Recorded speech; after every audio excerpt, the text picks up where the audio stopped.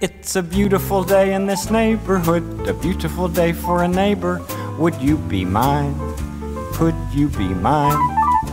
It's a neighborly day in this beauty wood, a neighborly day for a beauty. Would you be mine? Could you be mine? I have always wanted to have a neighbor just like you. I've always wanted to live in a neighborhood with you, so let's make the most of this beautiful day. Since we're together, we might as well say, would you be mine? Could you be mine? Won't you be my neighbor? Won't you please? Won't you please?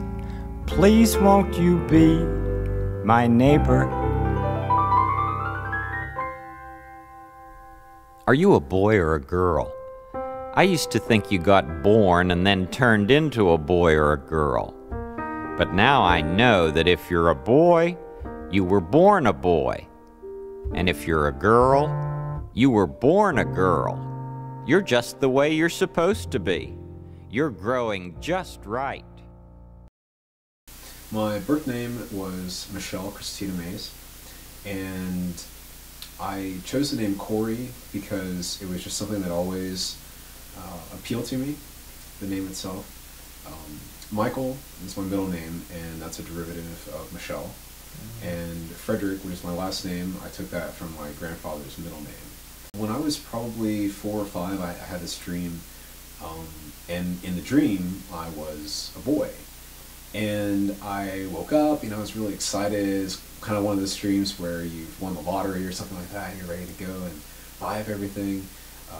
And I was excited, and I woke up and I told my mom and my grandmother, that I had this dream, and I was a boy, and I remember being, not really confused, but I thought it was something that could happen.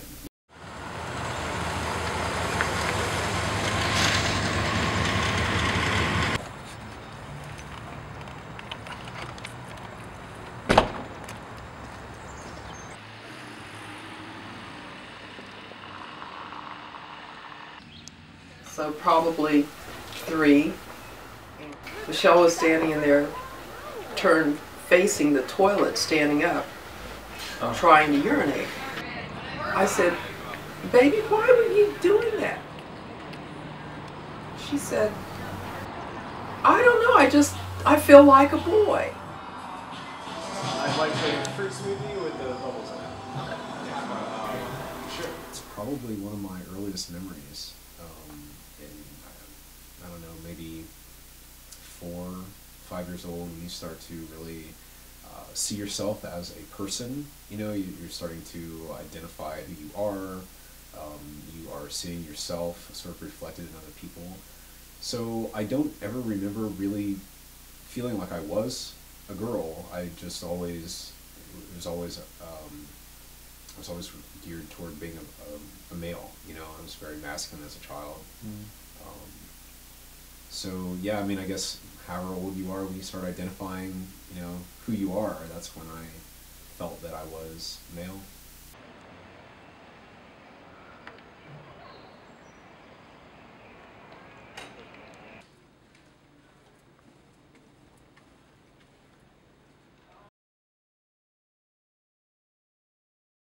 I was about 24 when I started testosterone, and it was about maybe within like 2 weeks, my voice started to crack. I started sweating in places I hadn't really sweated before. Growing hair in places I hadn't grown hair before. It was amazing. I had all this wealth of energy. I just took my shot about 10 minutes ago. For you biological guys, testosterone is awesome. Like, I love it. It's wonderful. It's the best drug out there in the whole world. I can't imagine my life without it at this point in time.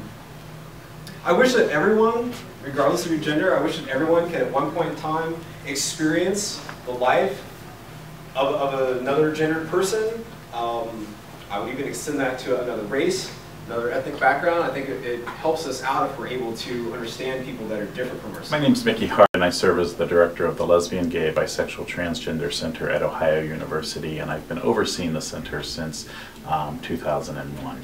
To really understand the definition of what a trans person is or what transgender means, first you need to look at gender. And the way we typically look at gender is either male or female, and very much on the binary. You're either this or you're that. But really, as with most things in life, there's lots of shades of gray. But we're not comfortable with that, so we keep trying to keep people on one side or the other. But gender is very fluid, and also throughout the course of your life, you may kind of be at different places in terms of gender. Next, after the testosterone, in 2007, I had chest surgery. My first understanding of, wow, okay, this is going to be a different road. It's not just a matter of growing a beard, like I'm actually going to feel differently about things. Even though my particular label might be black, transgender, I still have human issues, as a student, as somebody living in rural southeastern Ohio, so I'm trying to make my story connect to everybody, because I think it's a universal story. Though I was born in Central California, I consider myself to be a country boy. I like the sense of self-reliance and wit that comes with living in a rural environment. I once described myself as a mix between Paul Bunyan and MacGyver. Duct tape is my BFF.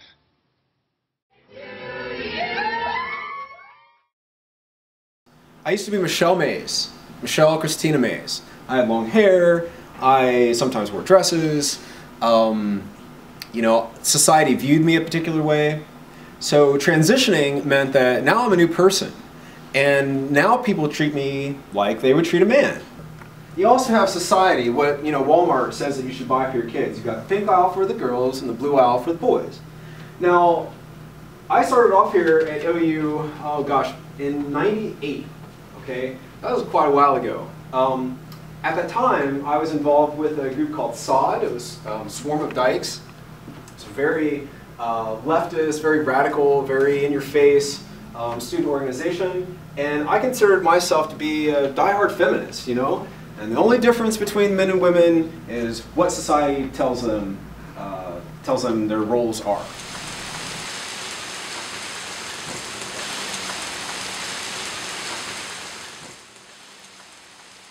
The main reason I believe that you're born a man, and that's why you are a man, is because I was born a man. Right. I don't believe that women that are born women and have a sex change are suddenly men. Just like I don't believe men that have a sex change are suddenly women.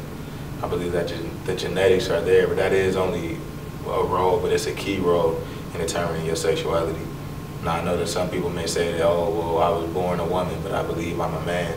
You have manly tendencies, you may have ways of thinking as a man, but at the end of the day, you're not a man. What does it mean to be a man? It's an interesting question. When I think about it, I can think of a lot of stereotypical answers, and and sometimes I would refer to guy things. But really, when I think about the answer, I have to think about, well, what does it mean for me to be a man? And I have to tell you, that's kind of a little different sometimes, depending on the situation. I think for me, it kind of goes back to that question: what does it mean to be human? Because we are all very individual. We are all very different. So what does it mean to be a man? It means to be an individual. It means to be very different. There's a lot of different ways to be a man. And it takes each man to really answer that for themselves. Being a man goes far beyond genetics. Being a man is someone who takes care of their responsibilities.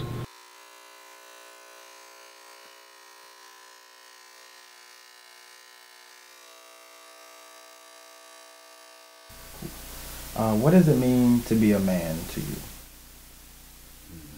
That's a good question. I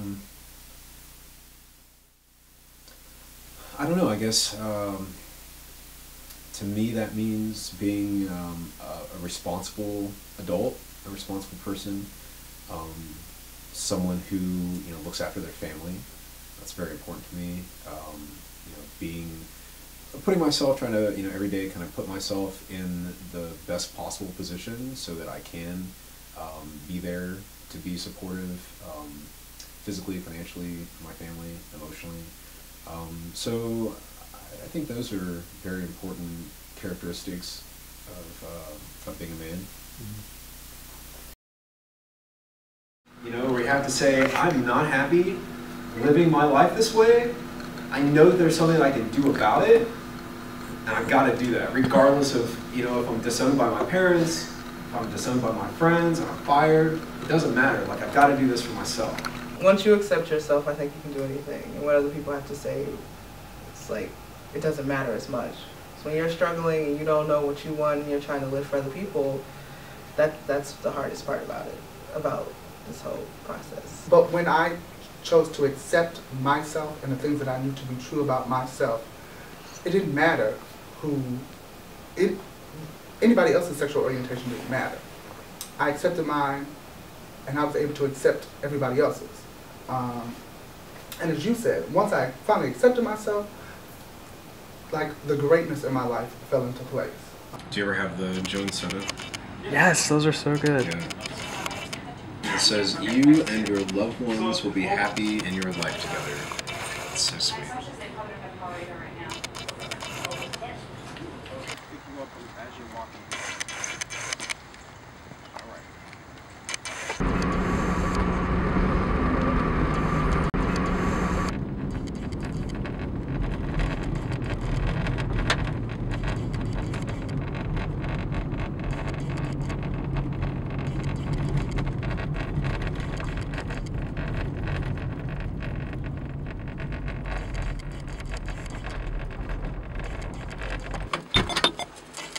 Yeah, it's okay. So we've arrived, huh? Yes, we have arrived. Courtyard on Richmond. How is that? That's where my girlfriend lives. She says there's always fights in the parking lots. And Really? Really? at the Courtyard, right?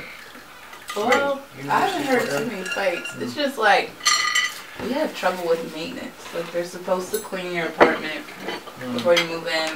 When we first moved in, there was stuff all in our apartment. And when we complained about it, they never responded. And so we cleaned it ourselves, and then they sent someone like 2 weeks later. Wow. Like, Could you get me they that work work somewhere over in there? the apartment. And then it's just like other things. They're just not the most reliable. Plus, there's a lot of different buildings that maybe some are newer than others.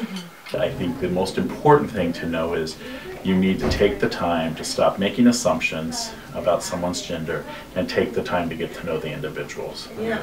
Well, to you young people, I'm going to tell you what I tell Cory. Hurry. It's a short run. Life is a short run.